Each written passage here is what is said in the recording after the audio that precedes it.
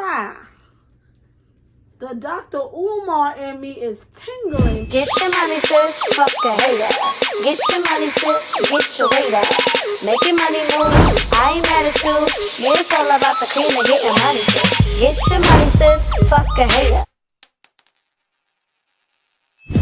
What's good, everybody, and welcome back to 2 Cent Tuesdays with Jenny, where you will be getting my unsolicited, unapologetic opinion about what's going on in the world today. If you are new to this channel, welcome, and make sure you hit that subscribe button, and don't forget to hit that notification bell so that you are notified every single time that I post a new video.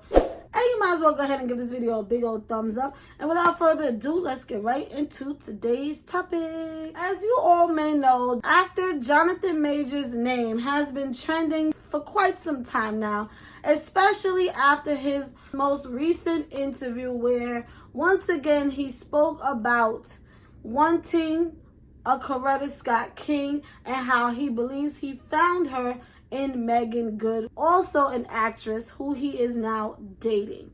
And a lot of fans and a lot of viewers are feeling as though they're not quite comprehending why he chooses to constantly refer to wanting to be with a woman like Coretta Scott King or Michelle Obama. Now, if you don't know, Jonathan Majors was just found guilty of assault against his ex-girlfriend, who happens to be a white woman. And during the trial, there was a recording released of him telling her that he needed her to be his Coretta Scott King and he needed her to be like a Michelle Obama. And a lot of people, again, were confused because she is a white woman and these are black, powerful women that have made history, and they are just not making the connection here.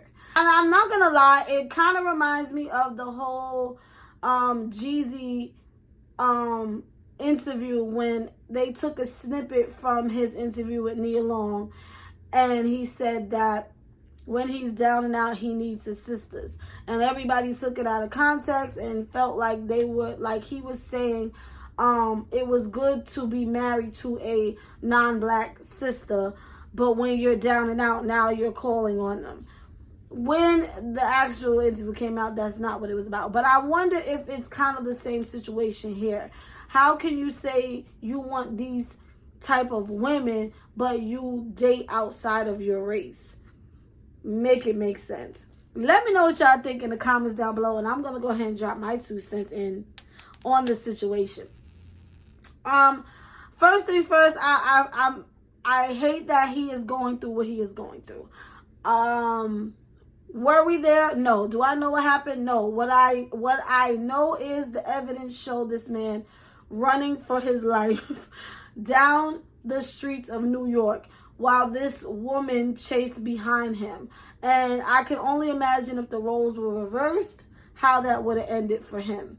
And I can't imagine if I feel like my life is in danger, someone has physically hurt me, I can't see myself chasing them and putting myself back in the line of fire. If he is going the opposite way, I wouldn't be chasing behind him. But unfortunately, all in all, he still ended up guilty. And let's be clear, he was guilty way before the trial even started, as most black men are. And it's unfortunate that he has lost so many endorsements, movie deals because of it. But I can't lie. The Dr. Omar in me is tingling because it's like, you know, clearly you had a pattern of dating white women, and now this incident has happened to you. And to tell a white woman, and I'm not saying date who you want to date. I'm not saying anything's wrong with interracial dating. Is it for me? Not necessarily, but do your thing. But to look at a person that will never know what it means to be your color, someone who will never understand the things you have to go through as a black person, as a black man, to say, why can't you be this powerful black woman like Coretta Scott King, like Michelle Obama. It's pretty, it's funny. It's funny to me. Now, if he's saying it in the sense of be supportive of me, hold me down, be there for me, just say that. But don't use black powerful women as an example when you're talking to a non-black woman. That could just be me, but you understand? Like, it just doesn't make sense. And I'm going to be honest with you. You know, I don't think there's anything wrong with wanting a Coretta Scott King or someone like Michelle Obama, because we know what they represent. You know, they represent positivity. They represent support, black excellence, love, everything you would ever want in a woman. I don't think anything is wrong with him as aspiring to want to find a woman like that. I think a lot of people are having an issue with him per se. He was dating non-black women, and you know, it always seems like when men like that who are up and they're winning and they're movie deals and they're making money and this, that, and the third, it's okay to have that non-black woman as your right hand. But the minute something like this happens and you are on a downward spiral, it's like, okay, gotta go get that strong black woman that's gonna hold you down.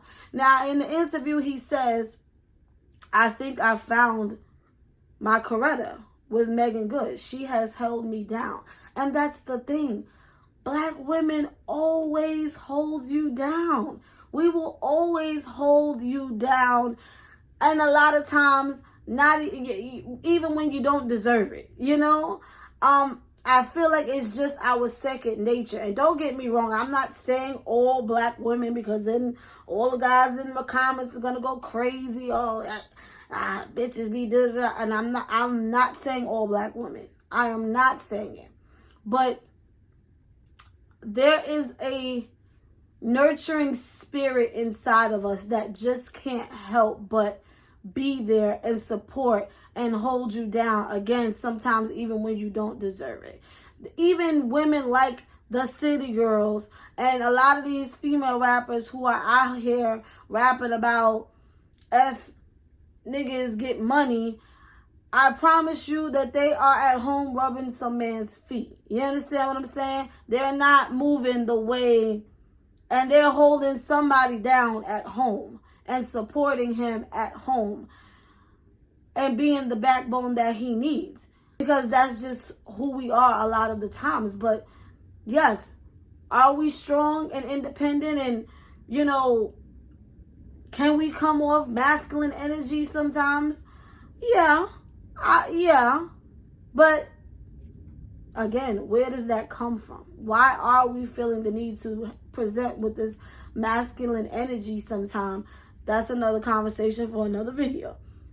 But how do you think we find the strength to be able to hold a man down through it all? We have to, you understand what I'm saying? There's no way a woman like Coretta Scott King could have held her husband down the way she did without strength and power and that nurturing energy that we just naturally have. Don't say you want these same things in a woman, but then also fault us at the same time. Again, that's another conversation for another video. But I understood what this man was saying. I understand what he wants in a woman, and there is nothing wrong with it. But at the end of the day, Bookie, you got to get you a sister in order to get these things. And that's not even true. You know, I'm not saying a white woman, a Hispanic woman, Asian woman, I'm not saying that they can't be strong and hold their men down. As women in general, we are just built that way to be that support that a man needs when he needs it. But of course, doing in typical fashion as people do today, you pinpoint exact wording and the person's choice of words or references to take a storyline and run with it. And I think that's exactly what's happening here. Had he simply just said, I'm looking for a woman to really support me and be by my side, hold me down, we wouldn't even be having this conversation. But because he referred to these powerful black women, it's a big deal. Because we know that ain't your speed. That ain't your taste, buddy. So I don't know. Y'all let me know what y'all think in the comments down below. And if you are interested in reading about a strong black woman, strong black leading woman, this is your book. This is the book for you.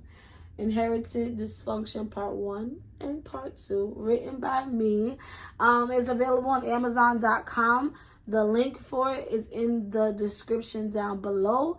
Make sure y'all follow me on all of my social medias, also in the description down below. Thank y'all for watching, and Jenny is